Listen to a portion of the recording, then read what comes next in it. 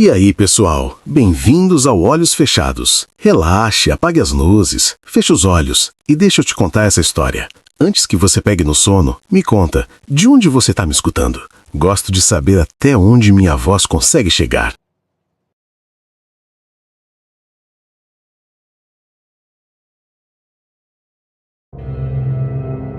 Em algum ponto, muito acima dali, a lua deve estar completa, densa, iluminando tudo. Mas aqui, em São Tomé das Letras, o mês de janeiro fechou o céu. A tempestade apagou os tons.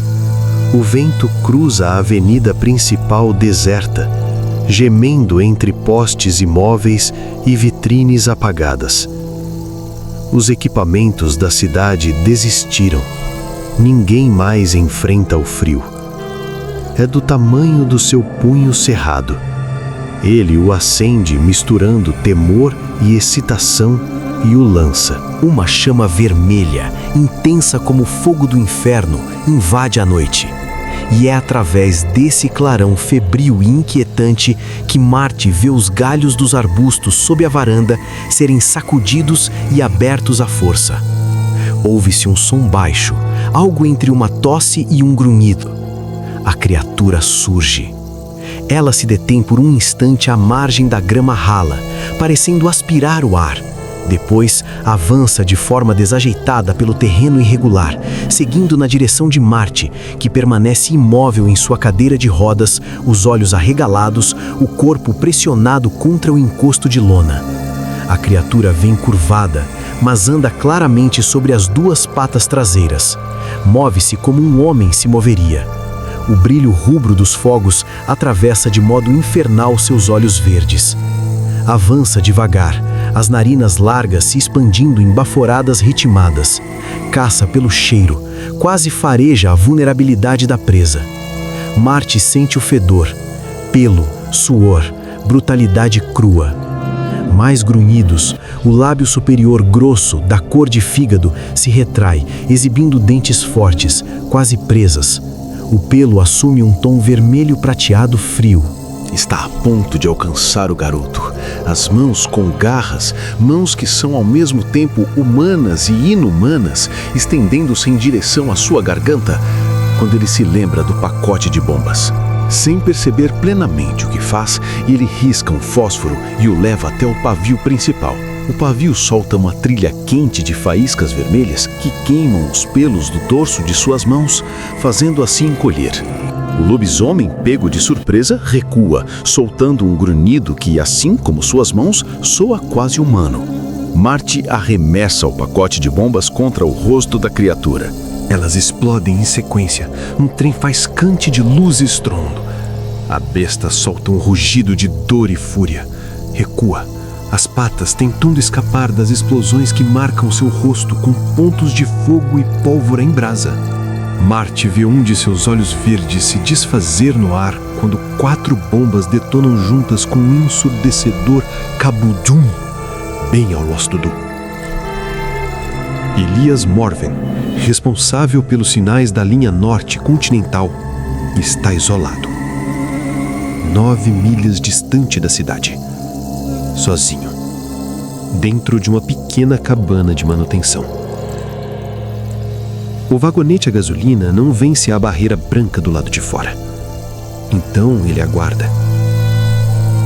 Um baralho gasto escorre entre seus dedos, cartas encardidas, silêncio rompido apenas pelo vento.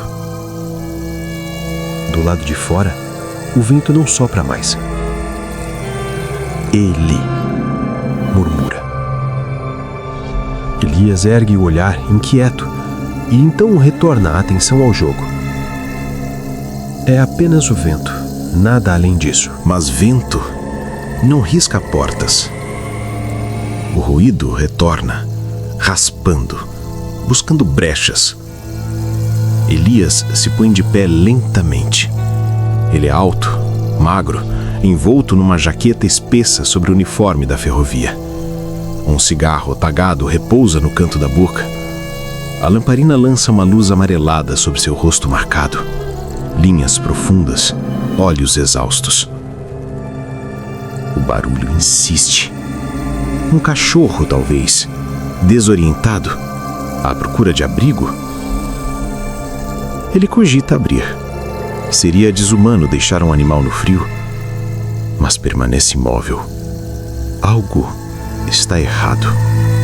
A própria respiração se transforma em vapor no ar, e o medo pressiona logo abaixo do coração. São Tomé das Letras anda estranha. Coisas demais acontecendo, sinais demais. Elias nunca gostou disso. Apenas uma vez. Lá fora, através da porta arrombada, a lâmpada fraca ilumina de forma irregular o chão encharcado e escuro. O vento ruge e uiva. Então, os gritos começam. Algo que não é humano chegou a São Tomé das Letras. Silencioso e inevitável como a lua cheia surgindo no céu noturno, muito acima. É o lobisomem, e sua chegada não exige mais explicação do que o aparecimento de um câncer, de um psicótico decidido a matar ou de um furacão assassino. Seu tempo é agora, seu lugar é aqui. Nesta pequena cidade de Minas Gerais, onde os jantares comunitários na igreja acontecem toda semana, onde meninos e meninas ainda levam maçãs para as professoras, onde os passeios ecológicos do Clube dos Cidadãos são fielmente registrados no jornal local. Na próxima semana, as notícias serão diferentes, mais sombrias. Lá fora, as marcas deixadas no chão começam a desaparecer sob a lama e a névoa, e o lamento do vento carrega algo de selvagem e insatisfeito. Não há nada de Deus ou luz naquele som vazio, apenas noite fria, pedra molhada e escuridão antiga. O ciclo do lobisomem começou. Amor, pensa Stella Randolph, estendida em sua cama estreita e intacta, enquanto pela janela entra a claridade fria e azulada da lua cheia do Dia dos Namorados. Do Dia dos Namorados. Ah, amor, amor, amor, amor seria algo como... Naquele ano, Stella Randolph, dona de um pequeno armarinho em São Tomé das Letras, recebeu 20 cartões de Dia dos Namorados. Um de Paul Newman, outro de Robert Redford, um de John Travolta e até um de Ace Frehley, da banda Kiss. Apenas uma vez. Eles estão abertos sobre a escrivaninha do outro lado do quarto, banhados pela luz da lua. Foi ela mesma quem enviou todos, como faz todos os anos. O amor seria como um beijo no começo do dia ou como o último beijo, o verdadeiro. No fim das histórias românticas dos livros da coleção Arlequim, o amor seria como rosas oferecidas ao entardecer. Eles riem dela em São Tomé das Letras. Sim, pode apostar. Os garotos cochicham piadas e riem por trás das maus. E às vezes, quando estão longe o bastante e o comissário Neri não está por perto, chegam a cantar músicas zombeteiras, com suas vozes suaves e debochadas de soprana. Mas ela conhece o amor e conhece a lua. Sua loja anda mal, seu corpo já não é o que foi um dia. Mas agora, nessa noite feita de fantasia, com a lua carregando uma tristeza amarga que escorre pelos vidros frios da janela, parece-lhe que o amor ainda é possível. O amor e o perfume distante do verão. Porque ele se aproxima. O amor seria como o contato áspero do rosto de um homem, roçando, arranhando a pele. E então, de repente, um risco na vidraça. Ela se apoia nos cotovelos e as cobertas deslizam por seu busto volumoso. A luz da lua é interrompida por uma forma escura, indefinida, mas claramente masculina. E ela pensa: estou sonhando, e nos sonhos eu deixaria que ele viesse. Nos sonhos eu também me deixaria ir. Eles chamam isso de sujeira, mas a palavra certa é limpo. A palavra certa é justo. O amor seria como uma chegada. Ela se levanta, convencida de que ainda dorme, porque é um homem curvado do lado de fora, um homem que ela reconhece, um homem que cruza com ela quase todos os dias na rua. É o amor está vindo, o amor chegou. O lobo apoia as patas na cama, uma de cada lado do rosto dela, e Stella sente sua respiração, quente, mas ainda assim estranhamente suportável. Os olhos amarelos permanecem cravados nela. Amado, ela sussurra, fechando os olhos. Ele se lança sobre ela. O amor é como morrer. A última grande tempestade do ano, chuva pesada, densa, transformando-se em granizo conforme o crepúsculo cede lugar à noite, espalhou galhos quebrados por toda São Tomé das Letras, e os estalos da madeira apodrecida ecoam pelas ruas como tiros secos. É a mãe natureza enterrando suas árvores mortas, diz Milt Sturmfuller, o bibliotecário da cidade, à esposa durante o café da tarde. Ele é um homem magro, de cabeça estreita e olhos azul pálido, e há 12 anos mantém sua bela e silenciosa esposa sob um regime de medo constante. Poucos suspeitam da verdade. A esposa do comissário Neary, John, é uma delas, mas a cidade pode ser um posto de sombras, e ninguém sabe disso melhor do que essas mulheres. A cidade guarda seus segredos. Milt gosta tanto da frase que a repete. Sim, a mãe natureza enterrando suas árvores mortas. Então, as luzes se apagam e Dorna Lee Sturnfuller deixa escapar um grito curto e abafado. Ela também acaba derramando o café. Limpe isso, diz o marido com frieza. Limpe agora. Sem querido, claro. No escuro, ela apanha um pano de prato para enxugar o café espalhado e bate a canela numa banqueta. Grita. Na escuridão, o marido solta uma gargalhada aberta. A dor da esposa o diverte mais do que quase tudo, com exceção talvez das piadas da Reader's Digest. Aquelas sessões, piadas de caserna, rir é o melhor remédio, realmente fazem cócegas em seu senso de humor. Assim como as árvores mortas, a mãe natureza também enterrou algumas linhas de energia em São Tomé das Letras naquela noite turbulenta de março. A chuva e o granizo cobriram os cabos grossos, acumulando peso até que eles se rompessem e despencassem na estrada como um ninho de cobras, se contorcendo e cuspindo faíscas azuladas. A cidade inteira ficou às escuras. Como se finalmente satisfeita, a tempestade começou a perder força. E não muito depois da meia-noite, o frio se intensificou bruscamente. A lama endureceu em formas estranhas. O campo de feno do velho Hague, conhecido também como o Campo dos 40 Acres, passou a lembrar vidro quebrado. As casas permaneceram sem luz, as caldeiras frias. Nenhum funcionário da companhia elétrica conseguiu vencer as estradas escorregadias. As nuvens se dispersaram. Uma lua cheia surgiu e desapareceu entre os últimos fragmentos. A umidade endurecida sobre a rua principal reluzia como ossos expostos de uma carcaça. Então, na noite, começaram os uivos. Mais tarde, ninguém seria capaz de dizer de onde vinham. Estavam por toda parte e em lugar nenhum ao mesmo tempo. Enquanto a lua cheia tingia as casas escuras da pequena cidade, por toda parte e em lugar nenhum.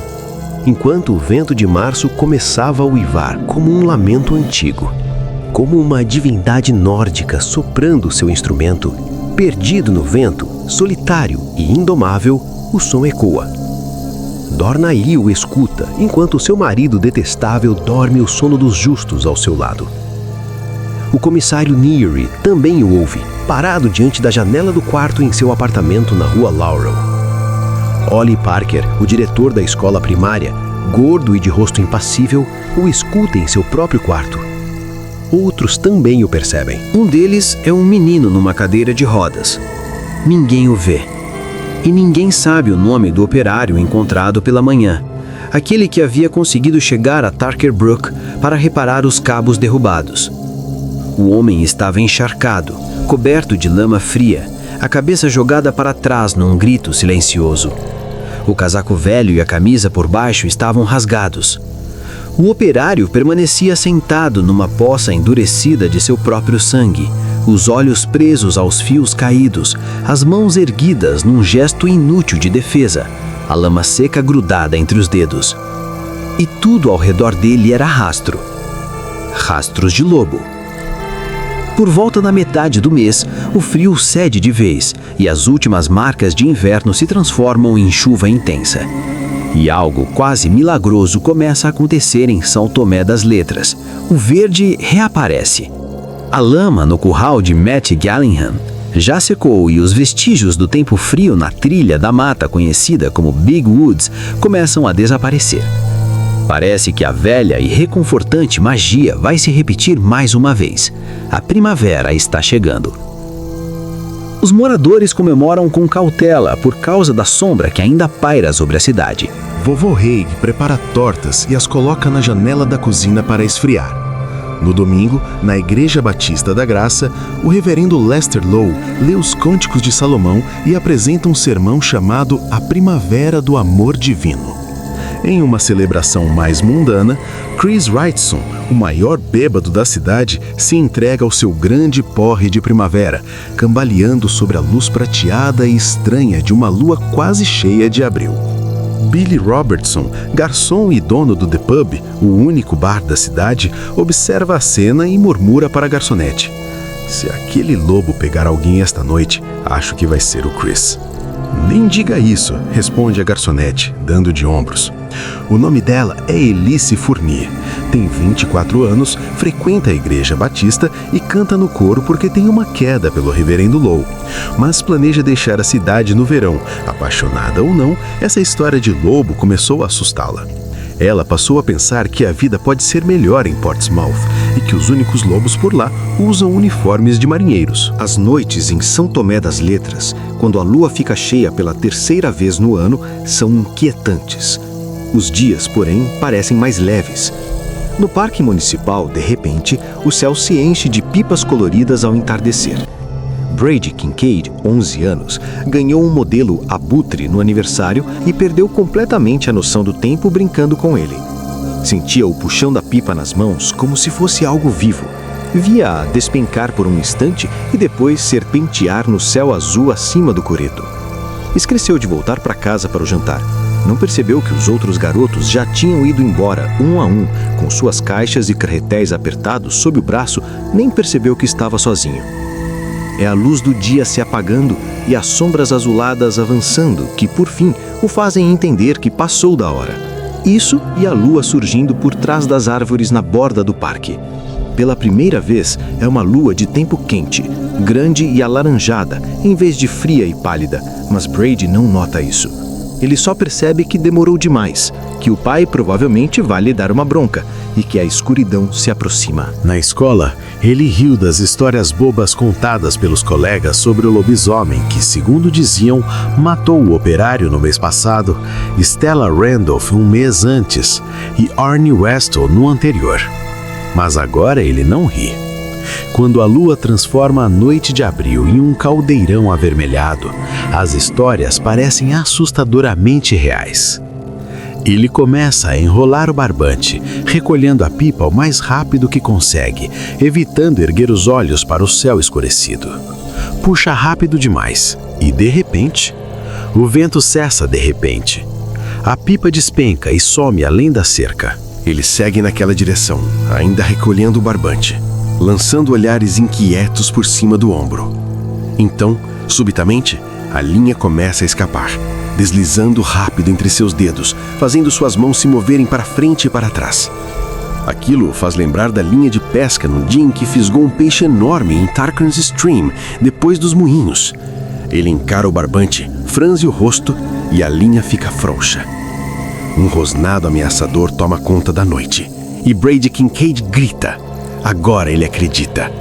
Sim, acredita, mas já é tarde demais, e seu grito é engolido pelo som que cresce de forma súbita e se converte em um uivo. O lobo avança em sua direção, correndo sobre duas pernas. A luz da lua tinge sua pelagem de laranja. Seus olhos lançam faíscas verdes e, em uma das patas dianteiras, uma pata com dedos humanos e garras no lugar das unhas, ele carrega a pipa de Brady, tremulando de maneira descontrolada. Brady se vira para fugir, mas braços brutais o envolvem de repente. Ele sente um odor que lembra sangue misturado com canela.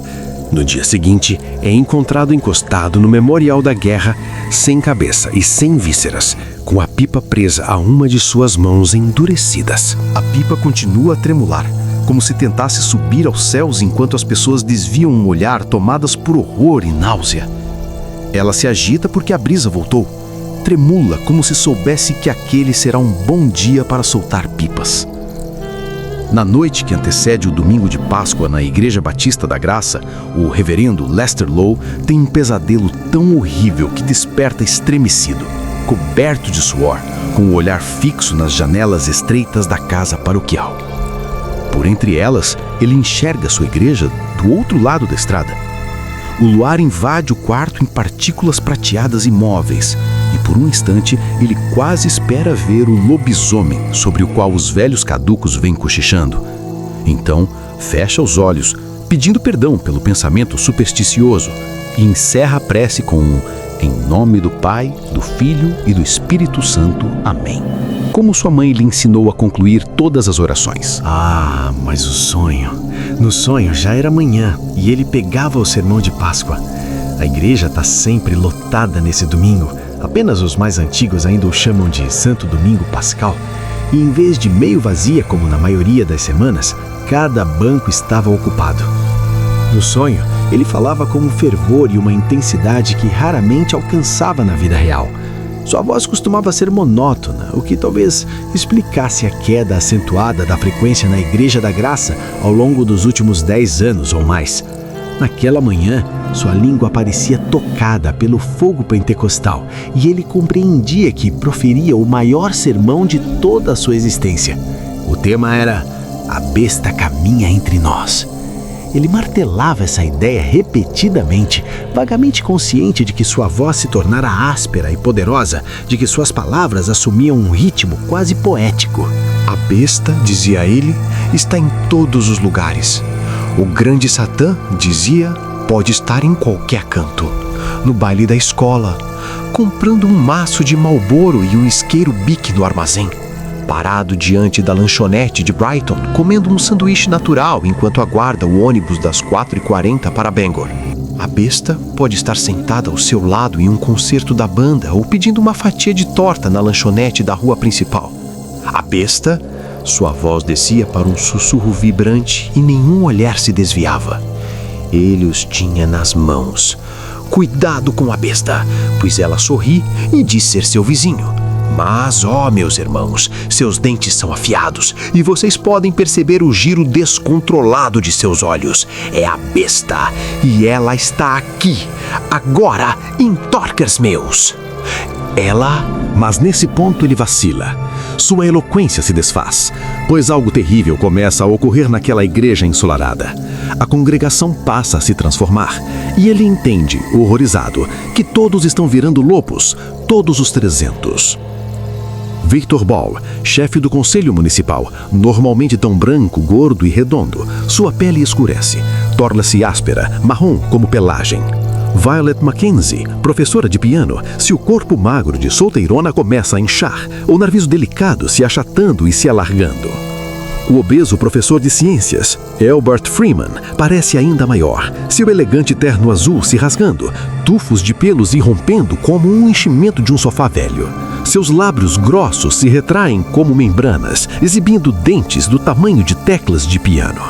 A besta, o reverendo Lowe tenta dizer no sonho, mas as palavras não surgem. Ele desce do púlpito em pavor enquanto Kel Blodwin, o diácono-chefe da Igreja da Graça, avança apressado até o altar principal, rosnando o dinheiro escorrendo da bandeja prateada da coleta, a cabeça pendendo para o lado. Violet Mackenzie se lança sobre ele e os dois rolam juntos pelo altar, mordendo-se e guinchando em vozes quase humanas.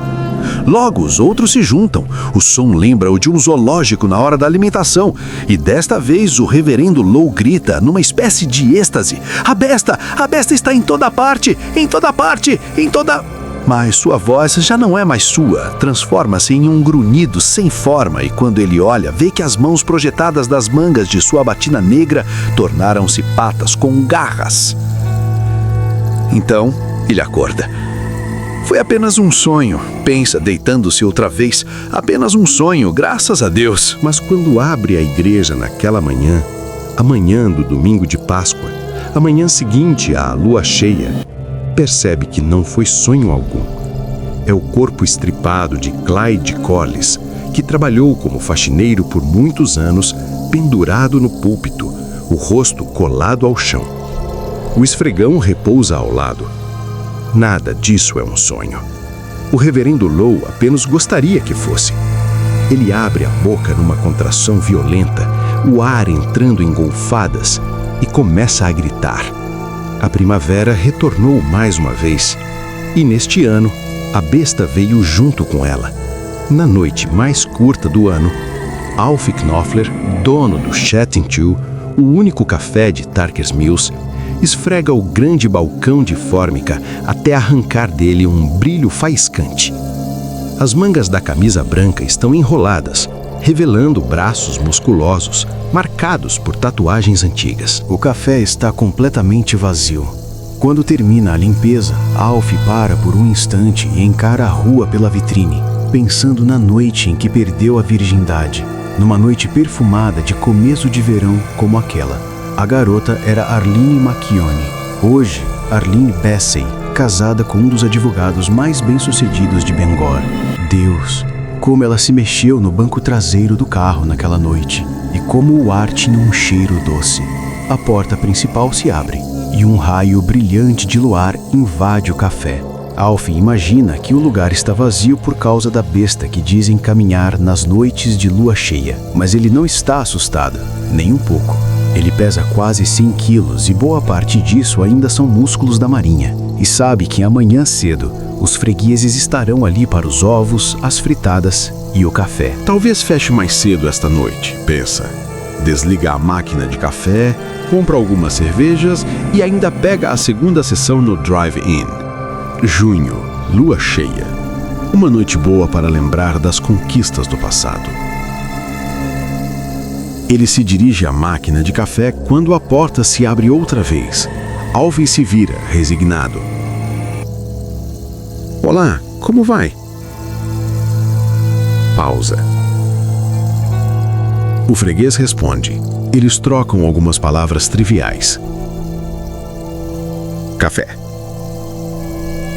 Por favor. Ainda dá tempo de pegar a segunda sessão, pensa Alf, indo até a máquina. Ele anda se sentindo cansado, doente talvez. Ainda há tempo de sobra para... Corte brusco, um choque. Pausa.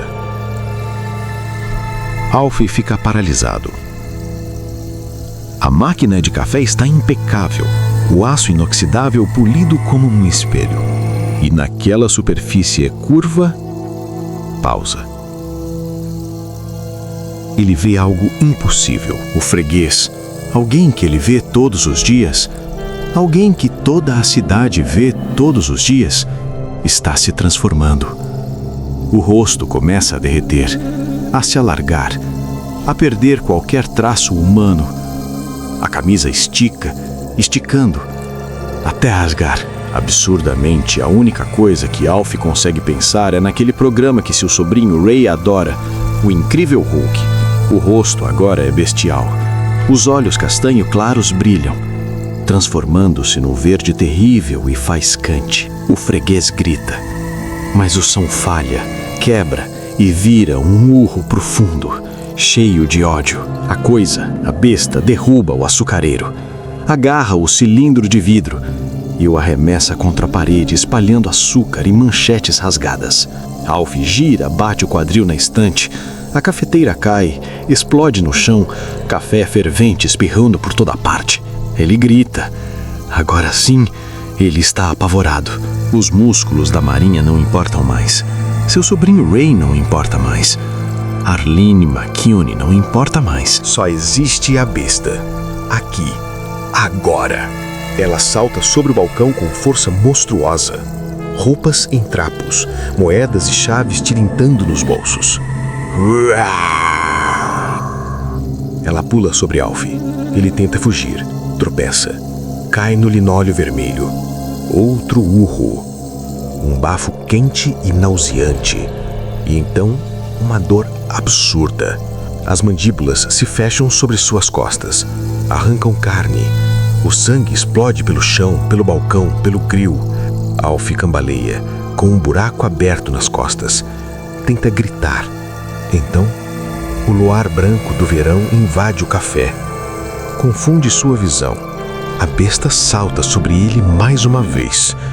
O luar é a última coisa que Alf Noppler vê. Cancelaram o 4 de julho. Marty Kozlov recebeu bem pouca simpatia da família quando contou isso. Talvez porque eles simplesmente não entendessem a profundidade da sua dor. Onde não seja tolo, disse a mãe de forma brusca. Ela quase sempre falava assim com ele. E quando precisava justificar isso para si mesma, dizia que não queria mimar o garoto, só porque ele era aleijado, só porque passaria o resto da vida numa cadeira de rodas. Espere até o próximo ano, disse o pai, dando-lhe uma palmada nas costas. Em dobro é melhor. Em dobro é bem melhor. Você vai ver, meu parceiro. Ei! Irmã Kozlov era professor de educação física da escola primária de Torkers Mills. Falava com o filho usando a chamada voz do amigão. Sempre dizia ei. Sempre chamava Marty de parceiro. A verdade era simples. Marty deixava a irmã nervoso. Irmão vivia cercado de crianças que corriam, nadavam, jogavam, e às vezes via Marty ali por perto, sentado na cadeira de rodas, apenas assistindo. Isso o deixava desconfortável, e quando ficava assim, ele ria alto demais e falava forte demais. Ah, então finalmente você não conseguiu algo que queria, disse a irmã mais velha. Marty tentou explicar. Tentou contar como esperava por aquela noite todos os anos. As flores de luz no céu, os clarões, o estrondo que ecoava pelas colinas. Kate tinha 13 anos, Marty 10. Ela estava convencida de que todos gostavam mais dele só porque ele não podia andar. E estava adorando que os fogos tivessem sido cancelados. Nem mesmo o vovô Kozlov demonstrou muita compaixão. Ninguém está cancelando o 4 de julho, garoto, disse ele com seu sotaque pesado. Cancelaram só os fogos. E você sabe por quê. Marty sabia. O assassino. Nos jornais, chamavam de o assassino da lua cheia. Na escola, os garotos cochichavam coisas piores. Diziam que não era um homem, mas alguma coisa. Um lobisomem. Marty não acreditava nisso. Lobisomens existiam só em filmes de terror, mas acreditava sim que alguém enlouquecido matava quando a lua ficava cheia e, por causa disso, tinham imposto um toque de recolher nojento. No inverno, sentado na cadeira de rodas diante da varanda ou apoiado nas muletas, rígido vendo os outros garotos descerem o morro de trenó, pensar nos fogos fazia toda a diferença. Pensar numa noite quente, numa Coca-Cola gelada, nas rosas de fogo abrindo no céu. Mas agora, eles tinham cancelado tudo. E não importava o que dissessem. Para Marty, tinham matado o 4 de julho dele. Apenas Tio-Al entendeu. Ele ouviu tudo em silêncio, encostado na grade da varanda, a roupa de banho ainda pingando. Os outros riam na piscina. Marty terminou de falar e olhou para ele, ansioso. Entende, não tem nada a ver com eu ser aleijado, nem com patriotismo. Não está certo tirar algo que você espera por tanto tempo. Tio-Al ficou quieto. Tempo suficiente para Marty ouvir o rangido do trampolim e a voz alta demais do pai ao fundo. Claro que eu entendo, disse Tio-Al, e acho que tenho algo para você. Talvez você possa fazer o seu próprio 4 de julho. O meu próprio 4 de julho? A cadeira de rodas zuniu pela calçada, afastando-se das risadas, da piscina, da voz de amigão do pai. O som da cadeira, o som metálico dos braços, essa sempre foi a música dos movimentos de Marty. O carro de Tio-Al era uma Mercedes conversível. Marty adorava aquele carro. Uma vez ele dirigiu rápido demais, rápido o suficiente para fazer Marty rir até a barriga doer no dia seguinte. Tio-Al abriu o porta-luvas e colocou um grande pacote embrulhado em celofane sobre as pernas de Marty. Feliz 4 de julho, garoto. Marty viu os caracteres chineses no rótulo. Depois viu o que havia dentro. Fogos de artifício. O coração apertou no peito. Ele tentou falar, mas não conseguiu. Acenda os pavios e jogue. Foguetes, cascatas, velas romanas. Mas só depois que todo mundo dormir. Obrigado. Marty finalmente disse. Obrigado, tio Al. Tio Al riu, ligou o carro, o motor ronronou como algo vivo. Ele foi embora. Marty ficou ali, engolindo o choro. Depois, escondeu os fogos dentro da camisa e voltou para o quarto. Na cabeça dele, a noite já estava chegando. E ele mal podia esperar. Você tá bem, Marty? Sim, mãe. Ela hesita, como se quisesse dizer mais alguma coisa, mas apenas balança a cabeça. Sai. Pausa. A irmã Kate entra em seguida. Ela não o beija, apenas encosta o rosto em seu pescoço, deixando que ele sinta o cheiro forte de cloro em seus cabelos. Vê? Você nem sempre consegue o que quer só porque é aleijado.